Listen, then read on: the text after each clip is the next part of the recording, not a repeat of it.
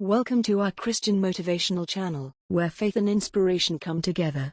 Join us on this journey of spiritual growth and empowerment. Don't forget to subscribe and hit the notification bell so you never miss an uplifting message. Don't compare your life to others. Do not envy others. When there is hope, there is life. 1 Timothy 6 verses 17 to 21.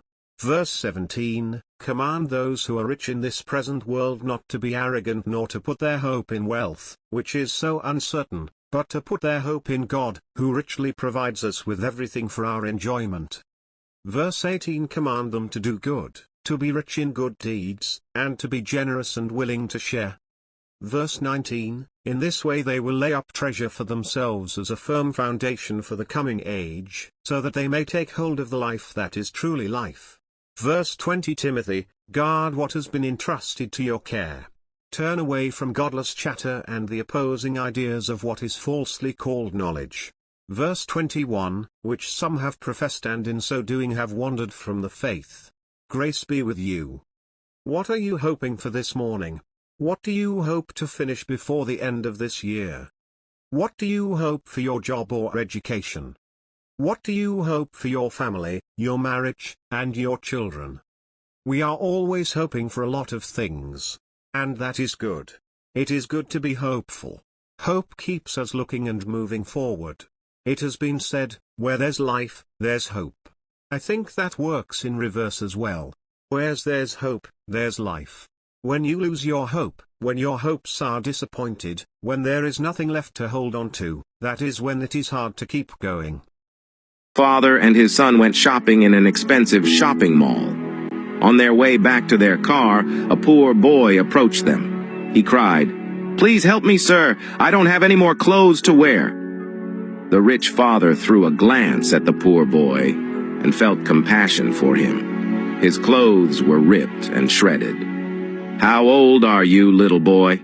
he asked him. "I'm 10, sir," he responded. Then the man said, "Well, my son is 10 too, and I presume that his new clothes would fit you." The father turned to his post-looking son. "Jeff, don't you think it would be generous of you to spare some of your new clothes we have bought?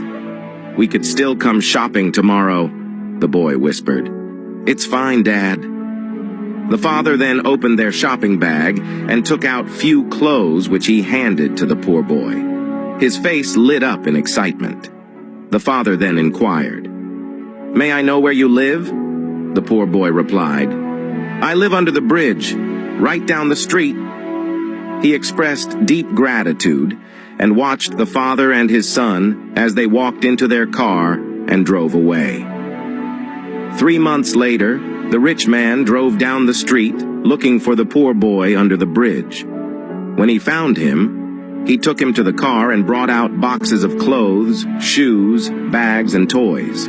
He said, "They're my son's belongings, but I'm giving them all to you now." The poor boy was surprised and couldn't stop crying. He said, "But how about your son? Wouldn't he need these any longer?" The man uttered, "No, because he is in heaven now. My sweet little boy died some weeks ago of cancer. He had lived with cancer for 3 years, and we had known all along that he was going to die, so it was emotionally very difficult to watch him enter the final days of life. Do you know that on his deathbed, Jeff said to me, 'Daddy, when I'm finally gone, could you give all my belongings to the poor boy we met outside the mall?'" The father paused for a moment. With tears in his eyes, he concluded, "You may be poor, but you have no idea how blessed you are to have life, something that money can't buy.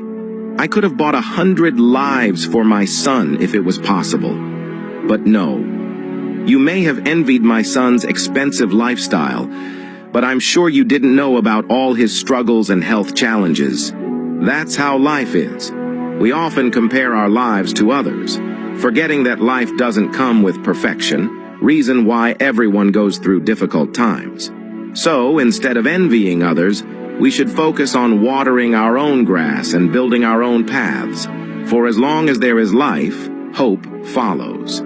If you find value in this story, please like, share, and comment below.